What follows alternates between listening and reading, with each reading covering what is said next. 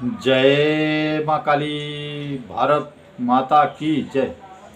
भारतवासियों, आप नक्सली नक्सली तो सुनते होंगे। जो अमित शाह जी ने कहा है 2026 मार्च तक हम भारत से नक्सलियों का सफाया कर देंगे, लेकिन कुछ नहीं होने वाला। मैं बता रहा हूँ, जो सामने हैं वो मारे जाएंगे। जो मेरे रूप में, कोई डॉक्टर के, कोई वकील के, कोई एनजीओ के रूप में, कोई साइंटिस्ट के रूप में, जैसे खान मार्केट में कई नक्सली बैठे हैं, तो उनका सफाया इतना आसान नहीं है। यही भारत को बहुत बड़ा नुकसान कर रहे हैं। मेरा जो मानना है, भारत की आज़ादी से पहले जो सबसे बड़ा नक्सली चेहरा मेरे सामने आता है, मेरी नज़र के सामने आता है, मेरे हिसाब से सामने आता है, उसका आता है, वो है मोहन करमचंद दास गांधी। फिर से सुनिए, मोहन करमचंद दास गांधी। उसके रूप में बहुत बड़ा नक्सली चेहरा मेरे सामने आता है। उसने आज़ादी की लड़ाई को कितना नुकसान पहुंचाया, कितने कैसे अंग्रेज़ों के तलवे चाटे।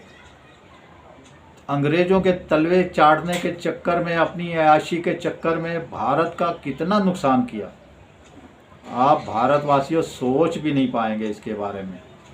देखिए, सरदार पटेल जी को जो प्रधानमंत्री बनने के लिए, अध्यक्ष बनने के लिए, जो अध्यक्ष था वही प्रधानमंत्री बनता कांग्रेस का। एक भी वोट जवाहरलाल नेहरू को नहीं मिला, एक भी वोट। लेकिन ये कोप भवन में बैठ गया, कोप भवन में, भाई नहीं, नेहरू ही बनेगा। और ये नेहरू को बनवा के ही छोड़ा, क्योंकि ये देश का भला कभी चाहता ही नहीं था। इसके लिए इसने पूरी तरह से नुकसान पहुंचाने की कोशिश की, पूरी तरह से नुकसान पहुंचाया। स्वतंत्रता आंदोलन को तो इसने इतना नुकसान पहुंचाया कि जिसके बारे में आप पूछिए मत। अब चलिए आज की बात पे आते हैं। देखिए, आप हर जगह पे सुन रहे होंगे वोट चोरी, वोट चोरी। सारा इंडी गठबंधन वोट चोरी के चक्कर में चिल्ला रहा है, बता रहा है। लेकिन आज की तारीख में इसके पीछे जो एक बड़ा नक्सली चेहरा मुझे सामने आया, सबसे बड़ा नक्सली चेहरा, देखिए, वो प्रोफेसर बन के घूम रहा है। प्रोफेसर संजय कुमार, CSDS का डायरेक्टर, लोक नीति का, CSD का लोक नीति का डायरेक्टर। अब CSDS क्या होता है? Centre for studies developing society, मतलब एक NGO ही होता है। अब सोचिए, जो संजय कुमार डायरेक्टर लोक नीति का है, उसने सबसे पहले ट्वीट डाला, महाराष्ट्र में इतनी गड़बड़ हो गई, इतने 40% वोट कहाँ से आ गए, ऐसा हो गया, ये तो बर्बादी की तरफ भारत, ये चुनाव आयोग ने बहुत बड़ी धांधली कर दी, ये मोदी जी ने बहुत बड़ी धांधली कर दी। तो इतना इसने पूरे दुनिया में भारत का नाम खराब कराया, पूरे भारतवर्ष में नाम खराब कराया। सोचिए, इनके पास पैसा कहाँ से आता है? तो ऐसे जो नक्सली ये हमारे बीच में बैठे हैं, ये भी आज की तारीख में लेटेस्ट सूट बूट पहन के, मासूम सा चेहरा लेके, सीधा साधा चेहरा लेके, बहुत बड़ा नक्सली ही था जो हमारे बीच में बैठा हुआ है, आज भी बैठा हुआ है। ये डरा क्यों, इसके बारे में मैं बताता हूँ। जब चुनाव आयोग ने राहुल विंची को कह दिया कि या तो आप एफिडेविट दें कि यहाँ चोरी हुई, उसकी हम जांच करेंगे, नहीं तो 1 हफ्ते का समय है, माफ़ी मांगे, 1 हफ्ते का समय। तो ये डर गया होगा। इसने बोला अगर इंक्वायरी हो गई, चुनाव आयोग का ही दम है। मैं बार बार कह रहा हूँ, चुनाव आयोग जो आज तिरुमूर्ति ज्ञानेश कुमार जी बैठे हैं, आप ये सोचिए, जो 3 महारथी है वो ब्रह्मा विष्णु महेश ही समझिए। वो देश के लिए इतना अच्छा काम कर रहे हैं, इतना अच्छा, लेकिन इनके इसी काम को जो देशद्रोही है, भारत के अंदर बैठे हुए भारत के गद्दार है, उनको वोट डलवाने के लिए रोहिंग्या, बांग्लादेशी, पाकिस्तानी, इनको सिर्फ वोट के लिए इसने ऐसी हरकत की, गंदी जलील हरकत की। और ये आज भी उसके चक्कर में नंगा होके नाच रहे भारतवासियों। ये सबसे बड़ा संजय कुमार नामक लोक नीति का डायरेक्टर CSDS का जो बन के बैठा है महारथी, वो सबसे बड़ा आज का नक्सली है। ये हमारे चुनाव आयोग की धमकी का ज्ञानेश्वर कुमार जी की धमकी का असर है जो ये डरा होगा। आज ये कह रहा कुछ नहीं। मेरे मित्र का एक फ़ोन आया, मेरे मित्र ने कहा जो तूने डाटा डाला है गलत है, वो सही नहीं है।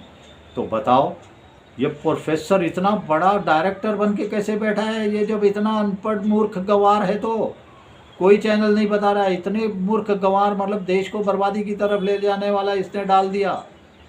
यही है असली नक्सली। ऐसे ही होते हैं असली नक्सली, जो हमारे बीच में, आपके बीच में एक मासूम सा चेहरा लेके बैठते हैं। करोड़ों अरबों खरबों की फंडिंग आती है इनको, करोड़ों की फंडिंग आती है बाहर के देशों से। कौन कौन से? ये तो अभी मोदी जी इंक्वायरी करेंगे क्या है। लेकिन मेरा मानना है इसको छोड़ना नहीं चाहिए किसी भी हालत में।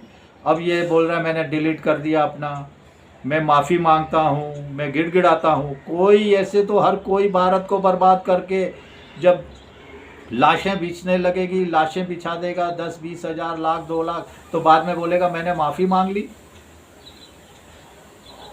और मैं एक और बड़ी बात बताता हूँ, ऐसे ही नक्सली कई जो सुप्रीम कोर्ट में बैठे हुए हैं, ऐसे ही वो नक्सली हैं समझिए हमारे आपके देश में, जो भारत को तहस नहस करने के लिए इनके चक्कर में तलवे चाटने इनके लग जाते हैं, इनके कदमों में बिछ जाते हैं, जो अपने इतने सालों साल पुराने केस छोड़ के इनके केस मिनट में सुनने को तैयार हो जाते हैं। बहुत बड़ी बात कह रहा हूँ भारतवासियों में, चाहे इसके लिए मुझे जेल जाना पड़े, कुछ भी हो जाए, कितना भी मैं तैयार हूँ इसके लिए। मैं आपको बता रहा हूँ, सुप्रीम कोर्ट के अंदर भी जो जज बैठे हैं, सबको नहीं कह रहा मैं, हाई कोर्ट के अंदर कई जज बैठे हैं जो वही वो नक्सली चेहरा लिए हुए। ये आज की इस घटना से मैं समझ में आता है मुझे, उनको भी पहचानिए। वो भी भारत को तोड़ने के लिए, भारत को तहस नहस करने के लिए, मोदी जी को अपना अपमानित करने के लिए, मोदी सरकार को, भारत से कितना बड़ा देशद्रोह कर रहे हैं। मतलब ऐसे गद्दारों की मतलब याचिकाएं भी मिनट में, एक सब काम दाम छोड़ के जो सालों सालों से भटक रहे हैं, उनके लिए, इनके लिए कुछ नहीं है दया भावना कि कोई गरीब अपनी ज़मीन जायदाद अपनी प्रॉपर्टियां बेच के बर्बाद हो रहा है, उनके लिए सुने। और ये कितने साल देखेंगे? ये ऐसी याचिकाएं कितने साल सुनेंगे?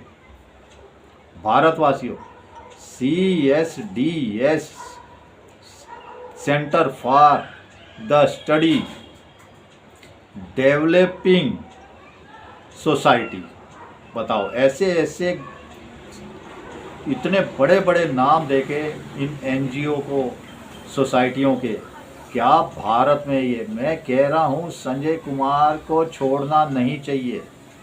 अगर अभी इसको छोड़ दिया तो और 1000, 2000, 10,000 ऐसे ही नक्सली तैयार होंगे भारत को बर्बाद करने के लिए। भारतवासियों, अब ये कह रहा है मैंने डिलीट कर दिया, मैं माफ़ी मांगता हूँ, मेरे दोस्त ने फ़ोन आया, उसने बोला गलत डाटा तूने दिया है। अरे बेशरम बेहया, जब इतना गलत डाटा तेने, तो तू किस चीज़ का डायरेक्टर प्रोफेसर बन के बैठा है? किस चीज़ का CSDS बन के बैठा है? जब इतना बड़ा महामूर्ख है, इतना भोला वाला चेहरा लेके सालों से टीवी पे आ जाता है, तो सोचिए इन लोगों को पैसा कौन देता है? भारतवासियों, मैं तो देख सुन के हैरान हूँ। आप भी भारतवासियों पहचानिए ऐसे देश के गद्दारों को। देखिए, ये देश को बर्बाद करने के लिए पूरा इंडी गठबंधन लगा हुआ है, और मोदी जी हमारे देश को आगे ले जाने के लिए, वो 2047 में भारत विकसित राष्ट्र बने, ये तो उनका है ही है सपना। लेकिन इसके आगे वो 1000 बाद भारत कैसा होगा, 1000 साल बाद, उसकी भी योजना पे, ऐसी योजना, ऐसे मोदी जी के रूप में आज हमें एक इंसान मिला है। भारतवासियों, मैं कहता हूँ भारत का नसीब है, हमारा आपका नसीब है, हम राष्ट्रवादियों का नसीब है, हमारे ऐसे देशभक्तों का नसीब है जो हमारे को मोदी जी जैसे राष्ट्रभक्त और देश को